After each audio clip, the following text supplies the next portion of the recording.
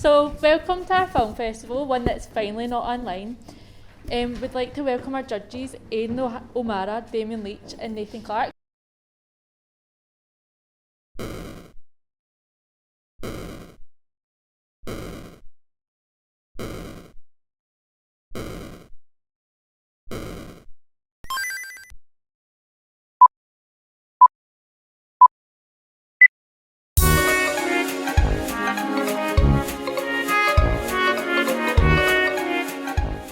Here we have Socky, your typical junkie, on his way to the job centre to claim his benefits.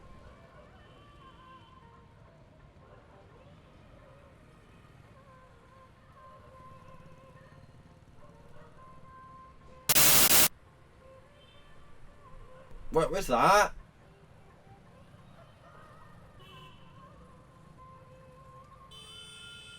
Ho! Anyone down here? Swear to God if someone jumps at it. Oh, wait man! Buttons! Whoa, what the f...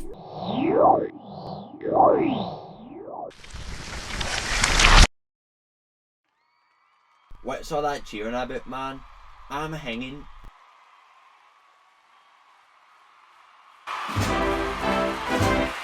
Wait, that's JFK? No, he's meant to be dead. Where the hell am I?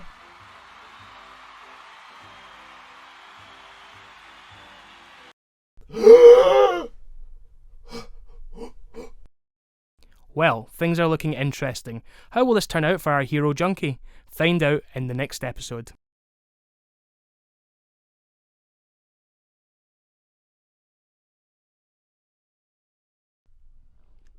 Ah yes, the beautiful stench of rotting sock yarn.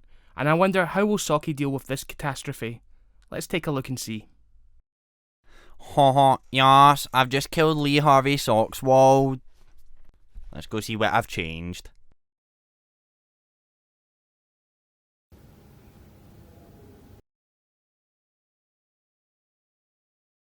Never ask what your country can do for you, but always do what your country demands. What is this, man? Some sort of dictatorship? Oh, don't tell me I messed up the world.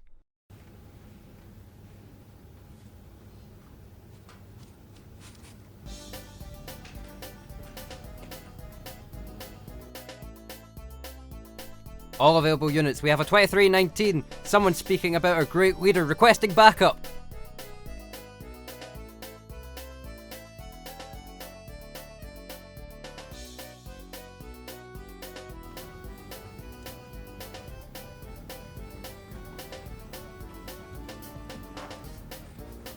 Why are you following me, you specky bam? How dare you speak against our great leader JFK?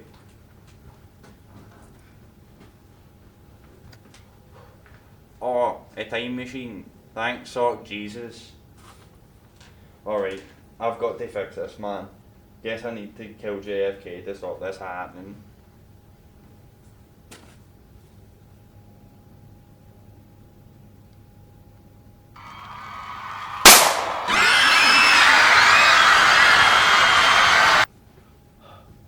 I swear to God, if this isn't sorted, when I get back, I'm going to glass somebody.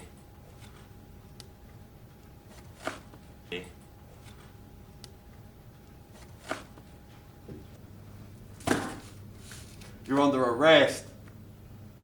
Wait, what? This wasn't supposed to happen. I better check the script to see if I missed something. No? Well, shit.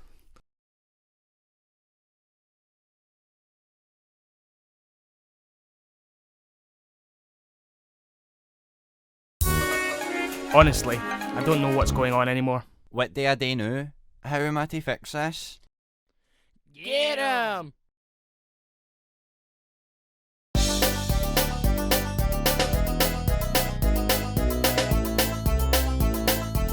Help!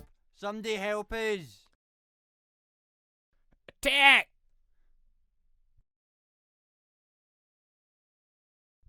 You okay? The name is Sago. Aye, but what was that about? Come on, I'll explain it back at the base.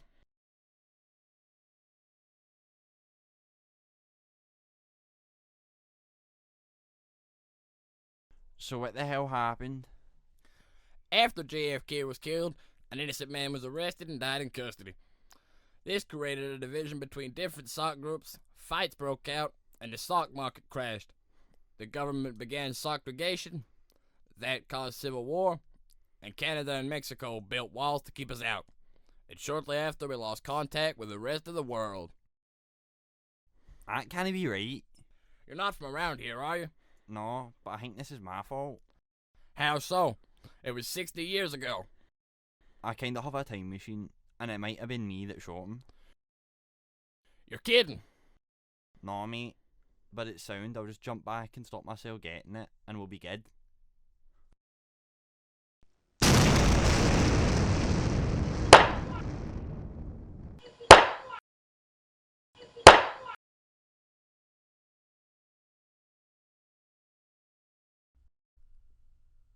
Uh-oh, how will Socky get out of this one? Find out next week, same sock time, same sock channel.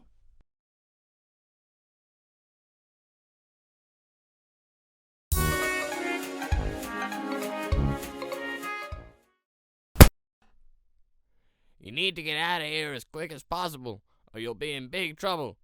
Go now!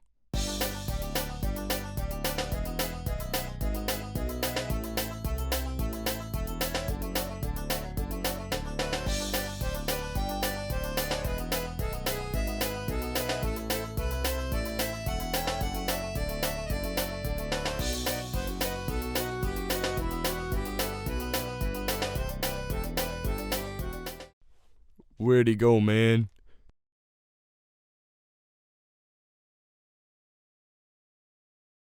How? Anyone down here? I swear to God if someone jumps out it.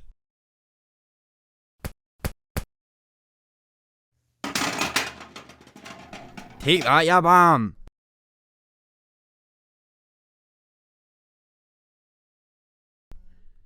Oh, man, what just happened? Oh well.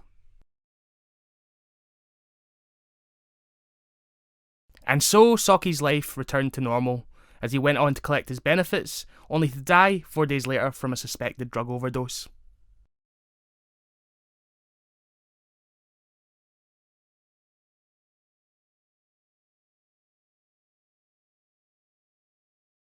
So that was very interesting. Next up, we've got a lovely film review by Isaac Patterson on Edward Scissorhands.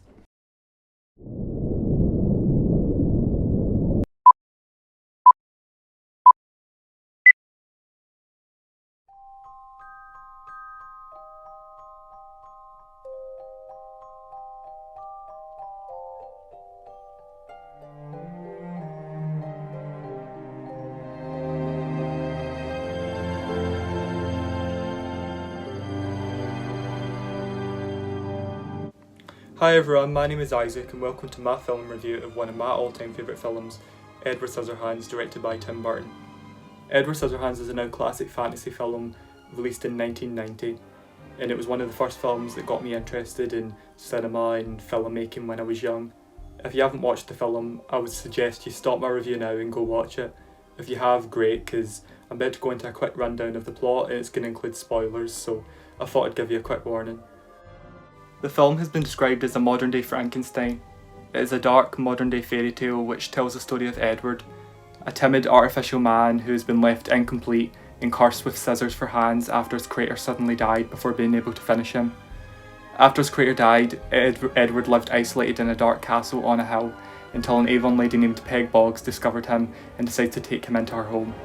He is welcomed as one of their family, and here he begins to feel human emotions that he's never experienced when he falls in love with Peg's daughter Kim, who at first is reluctant and doesn't understand Edward, but she soon begins to sympathise with him in the kind of helplessness that he has. The Boggs family live in the suburbs of Burbank, a vibrant pastel world which is stock full of nosy neighbours that all want to examine Edward. He quickly finds himself thrust into modern suburban life and local fame as eccentric members of the community take interest in the man with scissors for hands. However, the community's love for Edward is short-lasted as he is soon misunderstood and labelled as a monster due to his differences. He finds himself lost, helpless and isolated once again, as the new society that he's been accepted into turns out to be unwelcoming of outsiders. I think I would describe the film as a bittersweet love story. It deals with themes of isolation, true love, and I think the main message of the film is probably accepting differences. If you think of the old saying, never judge a book by its cover, I think that's kind of a perfect way to sum up this film and Edward's story, and I think that's probably why it resonated with me so much when I was young. It's like Edward, his outside appearance looks like he should be dangerous. He has scissors for hands, he's a bit like freaky looking, he looks like he could be a monster, but he wasn't like that at all. He's gentle and kind, and he was misunderstood purely because of the way he looks, and not by the way he is, which is a really kind soul. And I think that's probably what Tim Burton wanted to convey, and I think he did a great job of getting that message across. And it's an old message, but I think Edward Scissorhands is a great example of having a message and doing it really right. Edward is played by Johnny Depp in his first of many collaborations with Tim Burton.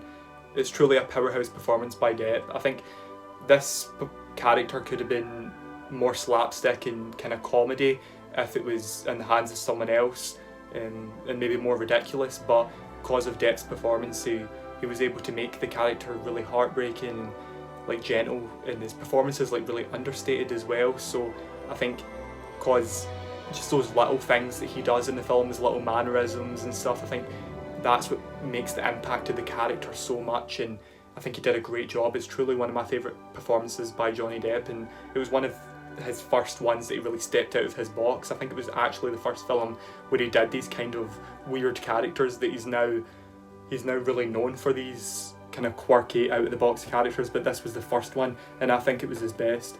And I'd also have to applaud Winona Ryder for her performance. She plays Edward's love interest Kim, and she did a great job as well. They have such good on-screen chemistry in the film, and I'm not usually a big fan of romance stories and things like that. I don't usually kind of gush over things like that, but this film and their kind of story in it, it kind of surpasses the normal romance film for me. I think their chemistry kind of takes it to new heights, and it's more enchanting and kind of almost fairy tale like. It's something you wouldn't get in a normal film. It feels like magical, and that's purely down to their performances.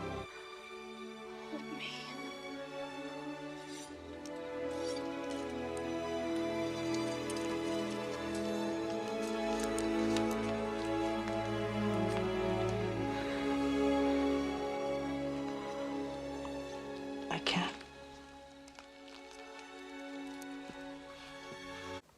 And just a little interesting bit of trivia, the famous actor Gary Oldman was actually offered the role of Edward, but he turned it down because he read the script and he said that he didn't understand the character, he didn't get what Tim Burton was trying to go for with this film. But after he went to the cinema once it was released and he watched it and he saw Johnny Depp's performance, he said that he immediately got the film, and he got what Tim Burton was going for, and he said that this is the number one regret that sticks out in his career of like films that he's turned down is Edward Scissorhands. That's his main regret, and I thought that was interesting because it's just interesting to think of maybe someone else in that character. I can't really imagine it because of Johnny Depp, and he did so well. I can't see anyone else in it. I want to take a quick moment to discuss the music in the film. The score was composed by Danny Elfman. He's collaborated with Tim Burton on a lot of films, and the score that he created for this film is just amazing. It's probably one of my favourite components of the film. It's so magical, and I don't think the film would be the same if it didn't have Danny Elfman's score as the backdrop. It just adds to the film. You can't have Edward Scissorhands without the score. It's honestly, I think, one of the best scores ever written for the screen in general. I always find myself going back to it, like particularly at Christmas time. I think the music just totally encompasses that kind of feeling. It's really amazing. It's something I think everyone should check out. Even if they're not interested in this kind of film, I think they should listen to the music. Another one of the main reasons why I love this film so much is the kind of style of it and the visuals that Tim Burton was able to create. The first time I watched it, I was just amazed by it. He kind of created this beautiful contrast between the suburbs, which are stunningly kind of vibrant and full of pastel houses and everybody's dressed in multicolours, as opposed to where Edward came from. It's this castle and it's dark and cold, and it's at the end of this multicoloured 50s style neighbourhood, and I've always kind of responded to how different the two of them are, but it's also really well balanced. I've always found that so cool. I could really go on and on about how much I love this film, but I don't want to bore you guys too much, so all I'll say is, if you haven't watched this film, please watch it. It's probably not everyone's cup of tea, but it definitely has made an impact on my life, and I think if you're someone that's kind of creative and loves artistic movies, this is definitely one to watch. I would say it's a perfect film. I wouldn't call many films perfect, but this one, I think, I can't really see any flaws in it. I think it's Tim Burton at his best. He's kind of hit or miss, I think a lot of people would say, especially his newer films. I don't think they are as good as his older ones, but this is Tim Burton at his peak. It's truly unique and kind of one of a kind film. I think I can't get enough of it. So that's me done. Thank you for listening to me.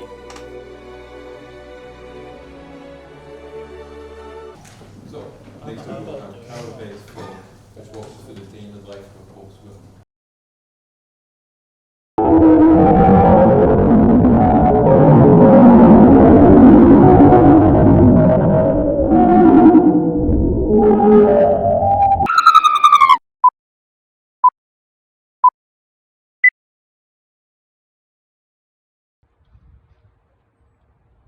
Good morning, and what a lovely morning it is. I do love this view, especially in a clear day like today. Unfortunately, I can't admire it for too long because I've got work to do. I'm a postwoman, so I've got quite a lot of walking to do.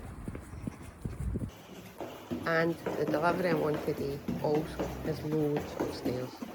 Loads and loads of stairs. At least some of the stairs are out in the fresh air. I've been a postie for nearly 10 years now, and I'm a reserve, which means I cover different deliveries. But I like the change of scenery, and you'll see what I mean in a second. It's not every day that you see dinosaurs in the street. I think it looks amazing. It brightens up the street and always makes me smile. I need to go in and out quite a lot of buildings, but I also need to watch out for any potential dangers. I don't know what could be behind each door, and the stereotype that dogs don't like posties is very much true. Thankfully, it's not the case with all dogs. Hello. Hiya. This is my wee pal Hello, Chase, pal. the not so scary Staffy Cross. He's a good dog. Yeah, I see you. We're going up the stairs.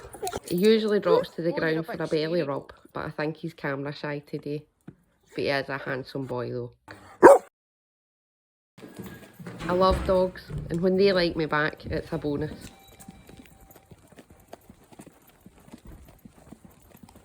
I've got a few furry friends in this delivery. In fact, this is Cookie.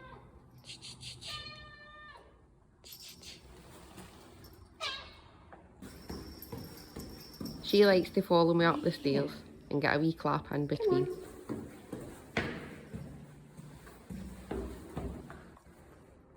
And from delivery cat to delivery dog. Come on. This is my not so small friend Tyson. Who's a good dog? He's only 6 months old, but he's going to be big. He likes to make sure I do my job right.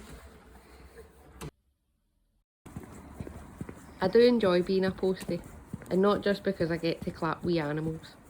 It's a great job and nice weather, but being a postie in Scotland means that can change quickly. Which is no use when you're wearing shorts. And it also plays havoc with my previously straightened hair. At least that's me almost finished, and I like delivering to this next house, but I'll show you why on the way out. The cats and rabbit are the family pets, which make it even more special. I just love the detail, and even on a rainy day, it still looks amazing. You've probably already guessed, but it's the same guy that done the dinosaurs from earlier. Tragic O'Hara. He's a local artist and professional walrus chaser. Well, that's me delivered my last letter for the day, and the rain has finally stopped. I just need to go back to the delivery office and drop my stuff off. And this is my favourite walk, the walk home. Aww, and there's even a wee rainbow in the sky. Bye! Next up we have some entertaining features there from the level 5 students, the introductory course. They have some time. So moving on from the level 5s, we have our class, which is the NQ level 6. Given that we've been in this class and have worked in some of these and seen the work that I went into, we know the hard work's paid off. So to start off, we have a short documentary on being back in class after COVID by Jack Ryan Watson, featuring some of our class members.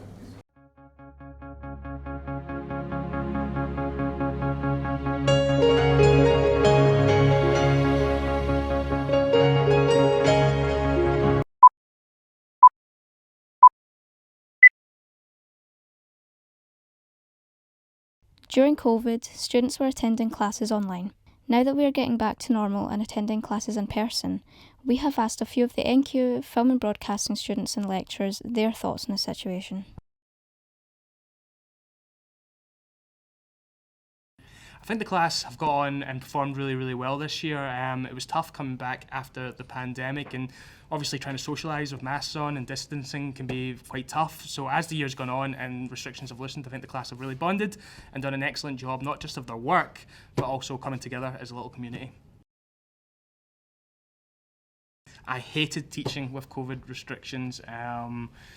It's not an organic process, and I think teaching is as much about community and developing personal relationships as it is about the actual content of what you're talking about. So it was quite an unpleasant experience, I think, but we got through it and now things are opening up and it seems a lot better. I think the students as a collective have done really, really well this year.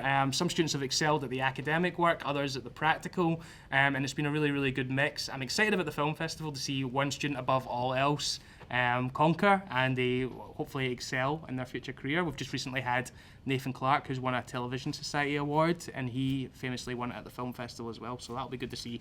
With regards to the staff members, we've got a great team on the media department, and John Ray, Vincent Mulligan, John McBlain, Colleen Port have all done a fantastic job of getting the students through it and giving them the best experience possible. So it's a great team to be part of. The students have done fantastically. What's not to like about this course and this department? I enjoyed online learning because it meant I didn't have to get the train in the morning. No, I didn't enjoy online learning because it was just not fun.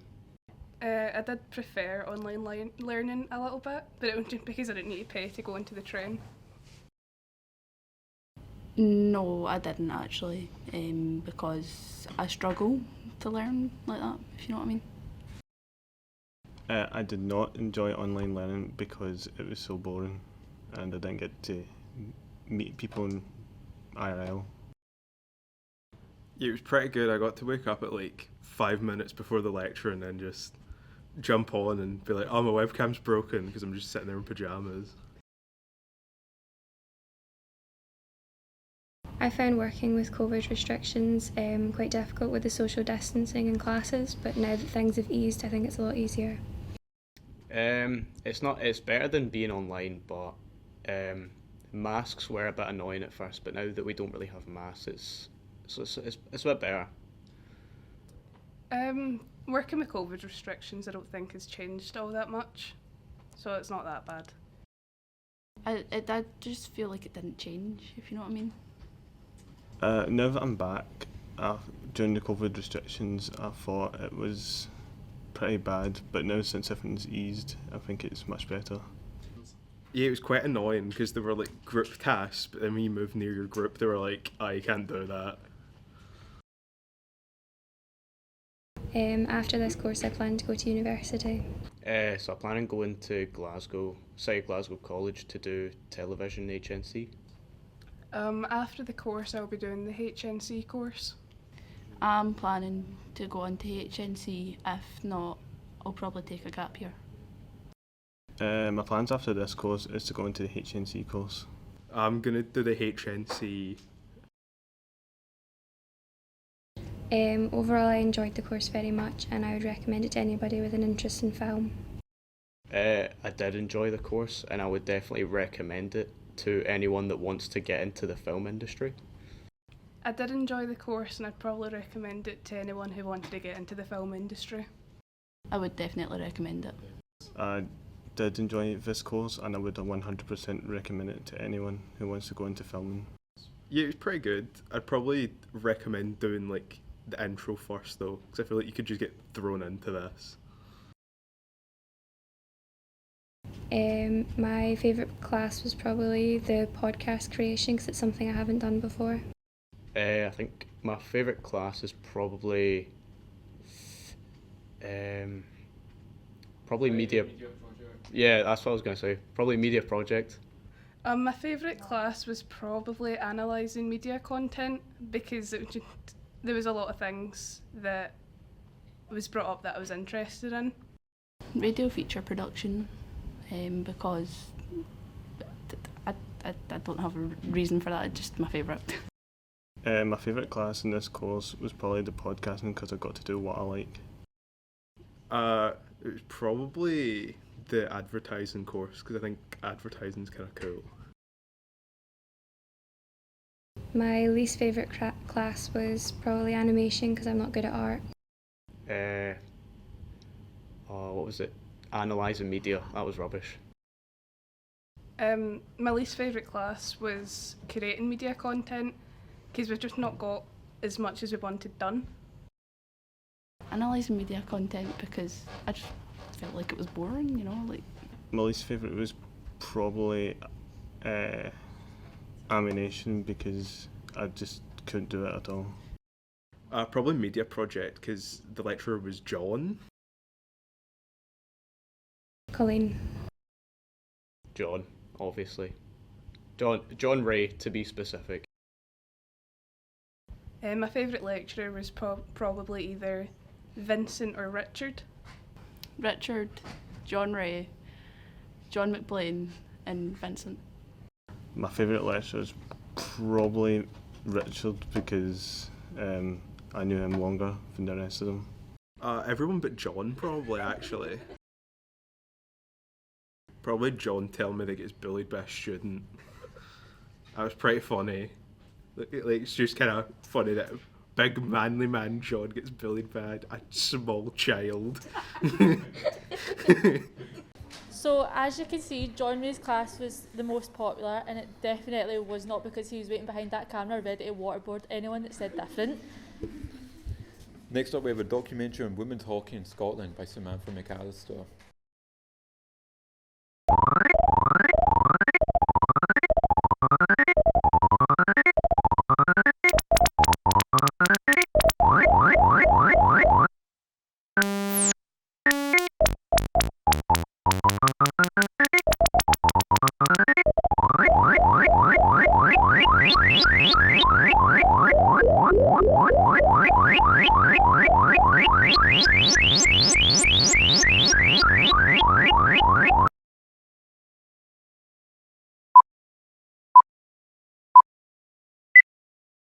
In this short documentary, I will be discussing the history and future of field hockey in Scotland and the UK.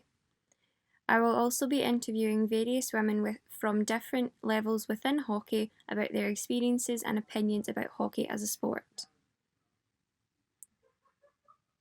The modern version of hockey started in England in the 19th century, and the first hockey club was started in 1861 in London called Blackheath Football and Hockey Club. The Scottish women's team have represented at every Commonwealth Games since 1998 Kuala Lumpur Games. What is your name and your involvement within hockey? My name's, Kirsty Fowler-Walk, and I currently coach at Troon Hockey Club. What do you think about the future of women's hockey in Scotland and the UK?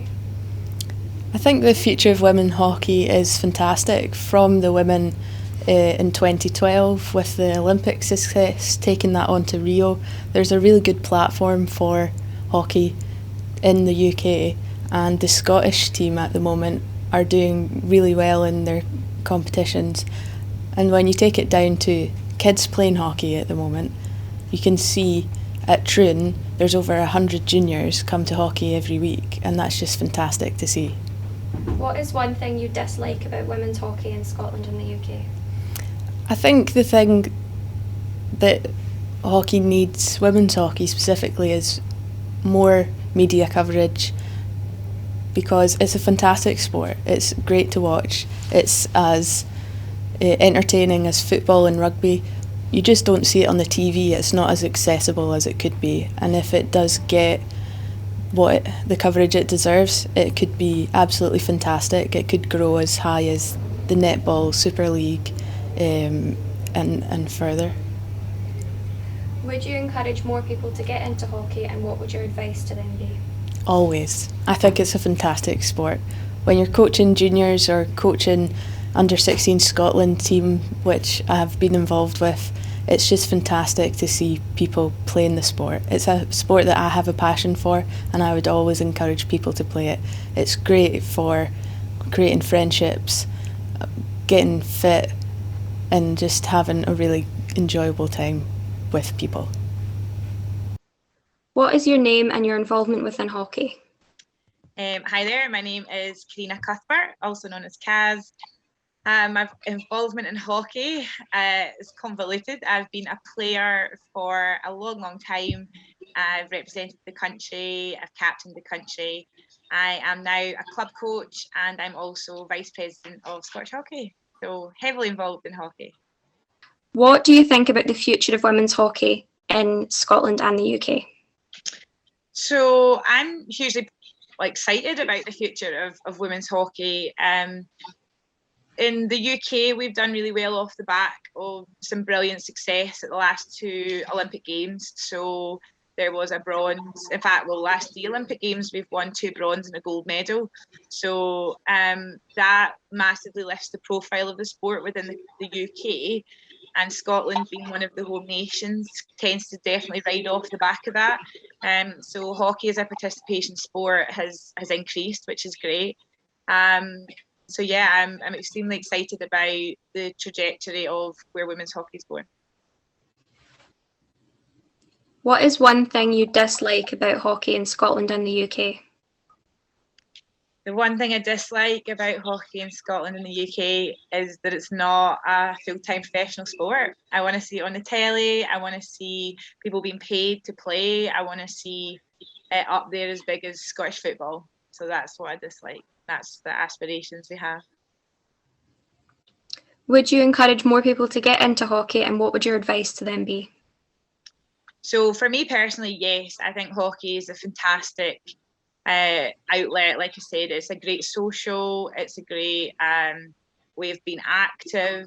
But I think those benefits massively come in all sports. So yes, hockey, because I love it and I've really taken as much out as I possibly can. But I would just encourage women in general to be involved in any sport. You'll find the same sort of positive elements. You'll find that social aspect of different people that you meet, understanding, learning off different folk, but also that active, competitive nature of sport as well, which is really good at driving you and inspiring you to keep going. So yeah, all sport's great, but hockey's my favourite. What's your name and your involvement within hockey? My name is Rhoda Howe. I'm president and coach at Troon Ladies Hockey Club. I'm also the district president for the West in Scotland. What do you think about the future of women's hockey in Scotland and the UK? Up to COVID times, I would have said we were doing okay, since COVID has destroyed so much in the world.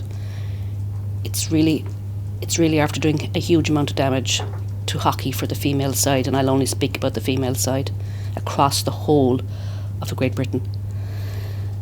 There's a lot of work to be done to improve this, to reach, but people have found other outlets and the age gap has got so wide between a top player that was 26, 27 playing the sport, now having decided, no, I won't, I'll go. So we have a lot of work to get those back. What is one thing you dislike about women's hockey in Scotland? It's not a dislike, it's the dislike to the sport that the country doesn't have a positivity to our sport. We have a fantastic female sport that you can go to an Olympic standard, both as a youth, as an adult, and now even as a master player. But the problem that's still here, and I'm here over 20 years, is that state schools don't have access to facilities. They are taking away any facility that is already in place for hockey to grow across the whole of the country. And this needs to be recognised big time, that women's hockey needs on the ground grassroots support big time. Would you encourage more people to get into hockey, and what would your advice be to them? Absolutely go for it. It's great fun. The friendships you can make are amazing. You don't have to be a superstar to make those friendships. You just need to have a reason to be out and about and learning a sport. But when you see a 7-year-old coming to play hockey, and they'd prefer to be doing handstands, but by the time they're 22, they're fantastic little hockey players. The encouragement is just because they're with friends. And it's a very much equality place to do your own thing. You don't have to be a superstar to get into the sport, and it doesn't matter what level you are. I think I was humbled about 5 years ago when I went and watched disability hockey, and I watched a girl who was blind being supported to play hockey, and she was so excited. It's humbling to believe that it's not just for one group, it's for such a huge wide variety of people. The Scottish women's team is ranked 7th within the Commonwealth, which has resulted in them receiving a qualification to play in the Birmingham 2022 Commonwealth Games. While the future of field hockey within both Scotland and the rest of the UK seems to be in great hands, I hope that we will see more Scottish women playing at the Olympic Games in GB shirts. Well, finally, to end off the NQs, we have Call of the Dead by Callum Caldwell, a 1970s inspired advert about the dangers of modern day society.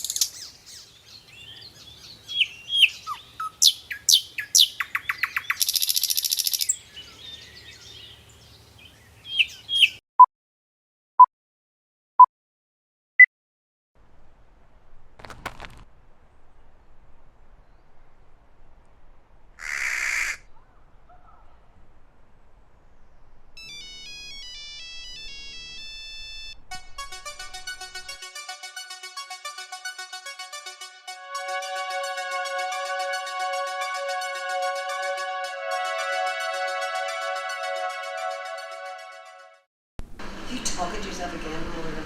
Yes, it's the only sensible conversations I can. Oh gosh, here's Glasgow down to London. What a damned awful journey. Dreadful. Never want to do anything like that again. If it's more than 45 minutes, I'm not getting on. Dreadful. Do you know where anybody is? They're on their phones. No, but where are they? They're on their phones. Where are they on their phones? They're on their phones. Where? They're on their phones. Do you know where they might be? They're on their phones. They're on their phones.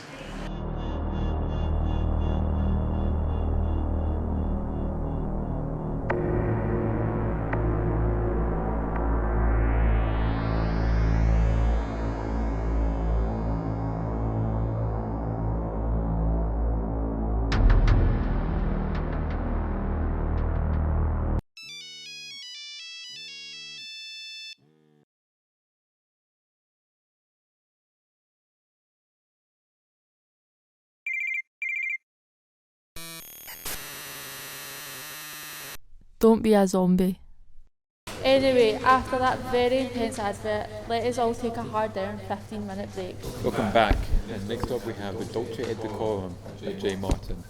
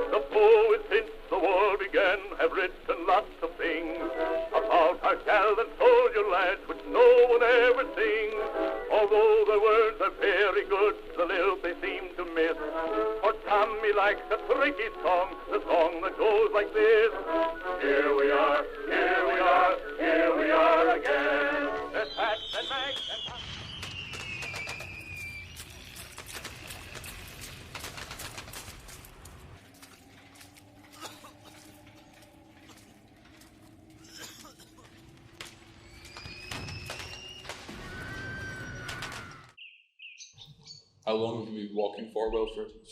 No idea, Owen. Why didn't you check the clock in the wall? Oh, aye, because we're in the middle of a war. My feet are killing me, Wilfred. Aye, so are mine. Quit your whining. We have to keep moving or they'll catch us.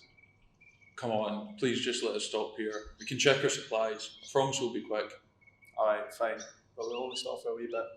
Okay, you go first. What you got? A grenade, a spare water bottle, a bayonet, a gas mask, a spade, and a compass. Wait. Say it slow. I didn't catch all that. A grenade, a spare water bottle, a bayonet, a gas mask, a spade, and a compass. What have you got? I've got 2 pencils, a watch, a spade, gas mask, a grenade, tobacco, and a Bible. I nearly lost my watch, my grenade, and my battle bowler when a shell went off near me. Right, we don't have much, but it'll do. How much water have you got in your bottle? It's about half full. I've barely had time to drink. Mine's about the same. We'll have to get back to the regiment, or what's left of it. I know, but to do that we can't be complaining about our feet. I know. Just give us 10 more minutes, Wilfred. I mean, I could do with a small rest myself, to be honest. I wonder how many made it out. Did you see if Walter or Edmund made it out? Nah, I didn't. Walter got shot as soon as we headed into the second clear.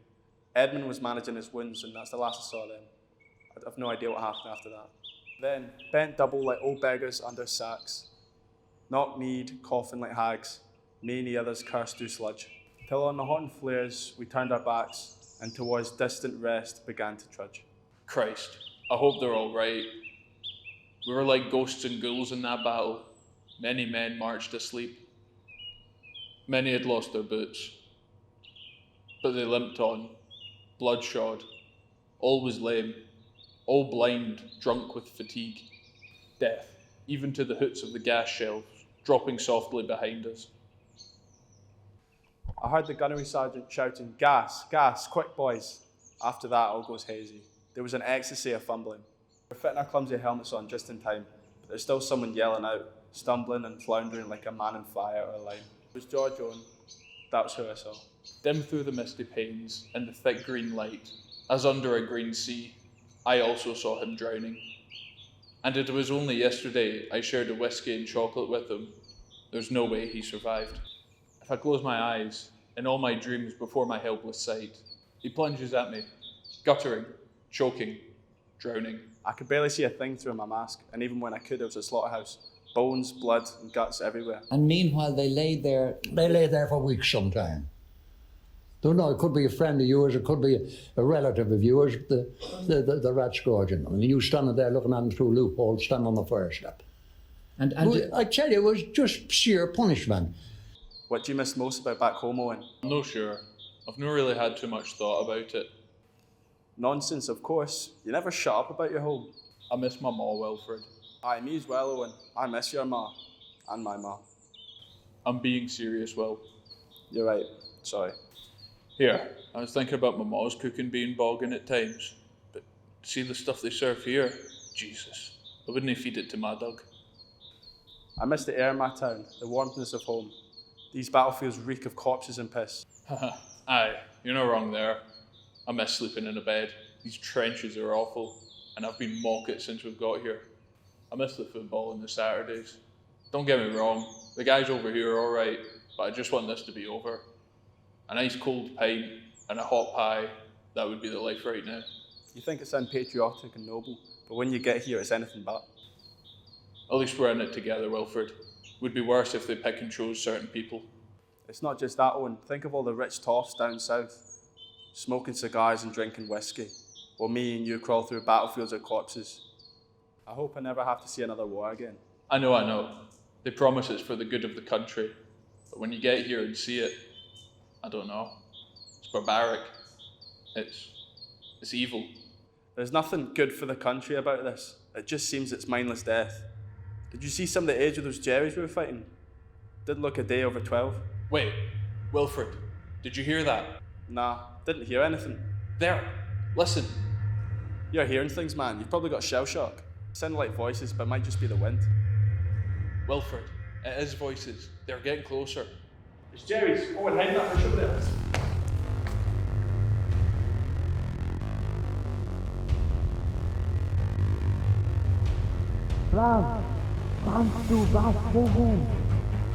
Nein, Kapitän. Muss der Wind oder ein Wetter oder so gewesen sein. Lass uns weitermachen. Wilfred, what? I think one of them saw me, and he didn't say anything. What if they're tricking us, and they're going to come back? That's exactly why we need to get out of here before more scum come back. What direction were we going to set off in again? Check the map and compass as well. We've probably got like 30 miles due south, and then a short journey east to the barracks. When do you want to leave? What we'll do is we'll stay here and take a 5-minute rest each. One of us will keep lookout. Then we'll start heading south. What's that noise now? Is it them coming back? It's a plane. I can see it. It's one of those albatross planes. Don't worry, it will not see us. This is madness, Wilfred. Why are we even here? If only I could see the politicians and monarchs' reaction to this. If only they knew the true horrors of war. If they too, in some smothering dream, could pace behind the wagon they flung George in, and see the white eyes writhing in his face, in his hanging face, like the devil sick of sin. Maybe we wouldn't be in this hellhole. If they could hear at every joke the blood come gargling from the froth-corrupted lungs, obscene as cancer, bitter as the cud of vile, incurable sores on innocent tongues. My friend, they would not tell with such high zest to children ardent for some desperate glory. The old lie, dulce et decorum est, pro patria mori.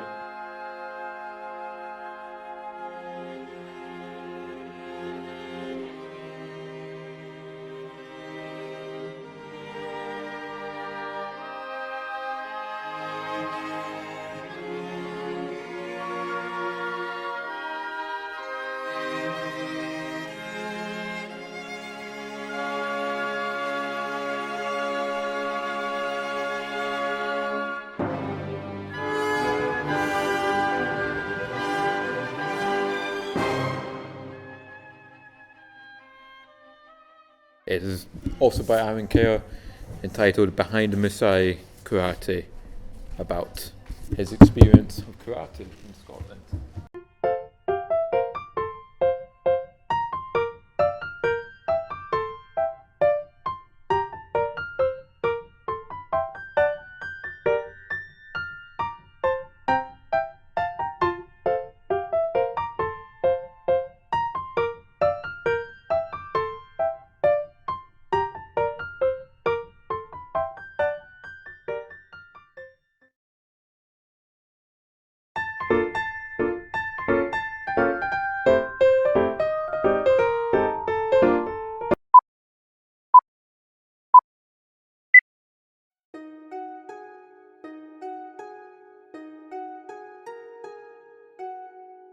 The ancient art of karate traces back to the 14th century in Okinawa Island.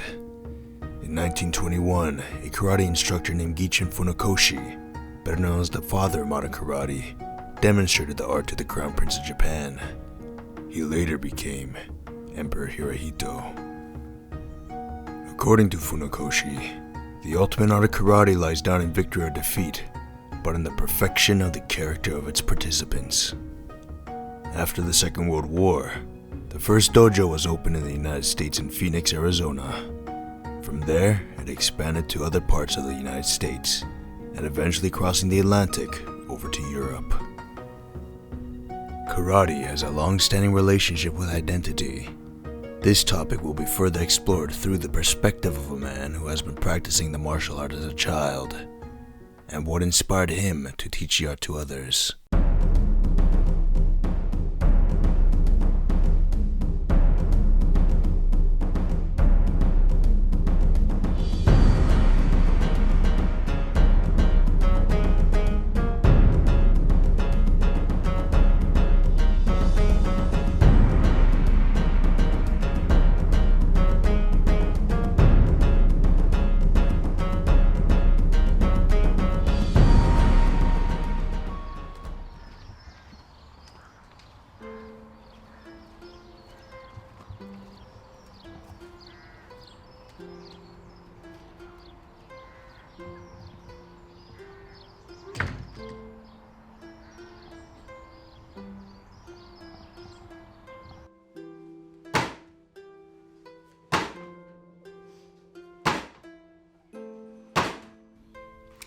So I initially started in judo at a local club and trained there for about 3 years, from about 1979 onwards.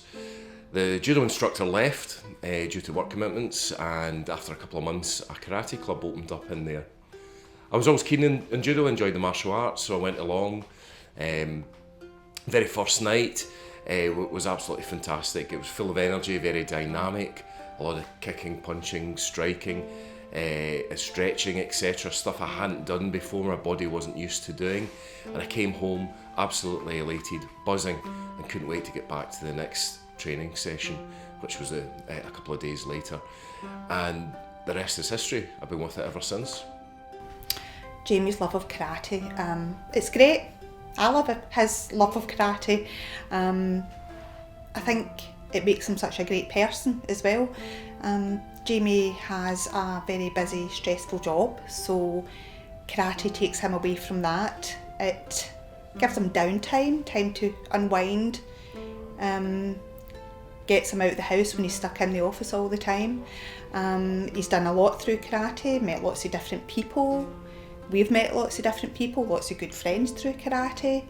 The children, Lisa and Dean, they grew up in doing karate as well, and they then moved on to do, well, my daughter, Brazilian Jiu-Jitsu, so she's still doing that at nearly 25, so it just shows you she's going to have the same love as her dad. No, I think karate has probably shaped Jamie into the great person that he actually is. So building the home dojo was something I'd always wanted to do. I'd always wanted to have a place that I could train in my garden. I know a few friends in the karate circles that had that. I was always very jealous of them, and I always would love to have built one in my garden. The lockdown kind of catapulted that idea. I'd stopped travelling with work. I was working from home all the time. Our club had stopped due to the COVID restrictions, so there wasn't a place to train. The bad weather in Scotland also made it very difficult to train outside consistently, and it became a part of a lockdown project to have the garden landscaped, the pad levelled, and the structure built for the dojo, which is essentially a large shed. And then I kitted it out and insulated it, put the electrics in it, fitted it out with all the equipment, and everything else that's in the dojo just now. We even gave it a name. We gave it a name called Kyaku, which means full of spirit, and incidentally was my first karate club that I ever trained at, and it's been well used ever since. The dojo. Well, this has been something that Jamie has always wanted, is to have his own dojo in the garden. It's right there. He can just get out of bed in the morning and go to it. He can just pop out the back door at lunchtime and go to it. Anytime, it's there. It's what he's always wanted to have. So when Jamie wanted to build it and could build it last year during lockdown, I was delighted. I couldn't wait. He put a lot of hard work into it, and I think it's turned out brilliant. I actually use it as well. He's got it built as a sort of bit of a gym, and it encourages me to go out as well. So the teaching wasn't something that I previously, or all the way through my karate history, wanted to do. I was always very happy teaching, training and joining in classes and learning. The teaching side wasn't something that was even a thought for me until I had kids, and my kids got to a certain age that they were starting to inquire about martial arts and what their dad was doing, and we went along to a couple of different clubs with them, and it got to a stage that I felt I wanted the kids to do the same type of karate that I was doing, which is why we started the Musashi Karate Club in the first place, was for a group of friends to train together and also to have our children doing the same type of martial arts that we were doing. And it all kind of started from there. So karate has always been part of my life from a very early age, or martial arts in general, from the late 70s, right way through the 80s, through my teens, into my 20s, 30s, 40s, and now into my 50s. It's been with me through leaving home, through leaving school, through starting work, through marriage, children, starting my own club, and various different good times and bad times throughout my life. The one thing that's remained constant has always been my karate training, that study and that search for more knowledge, for fitness goals, and also for passing on some of that through the club to other students and helping them.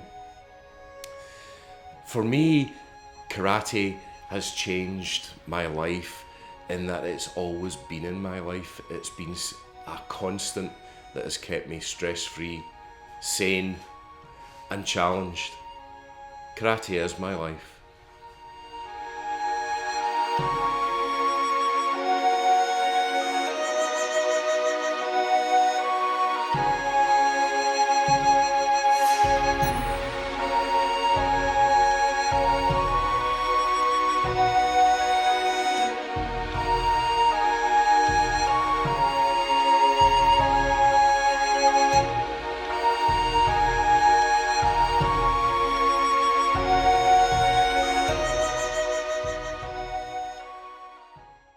So moving on to the final film, now we have Birth by Aaron Kerr.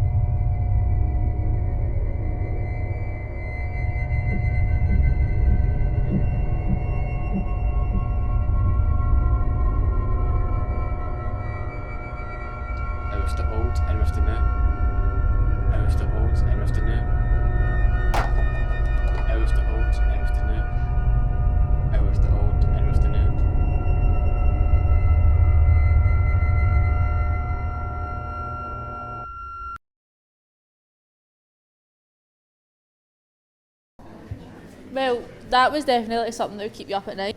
So it's time to move on to the awards. So the winning film for level 5 is Cara Beck's Vlog, but she's not here, so if anyone can collect her award, that would be great.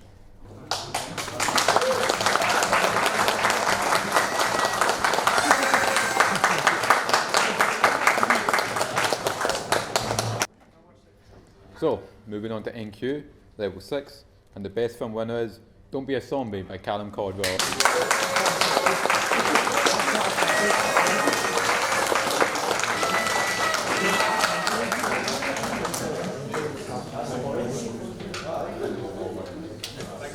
Obviously couldn't have done it without Kimberly Mitchell, Sean Martin, Finley Eagleson and Juliana.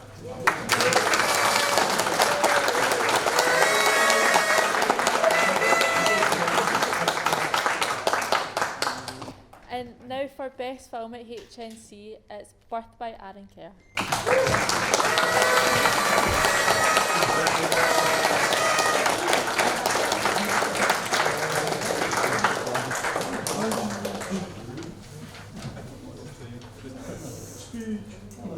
I don't know what to say, sorry.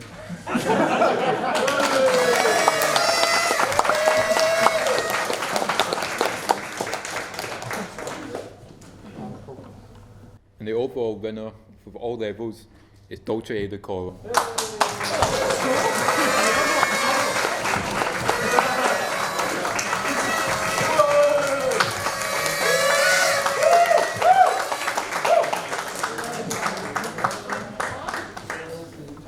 So John and Richard had been asking me all week what I was going to do if I didn't win, and I guess we'll never know.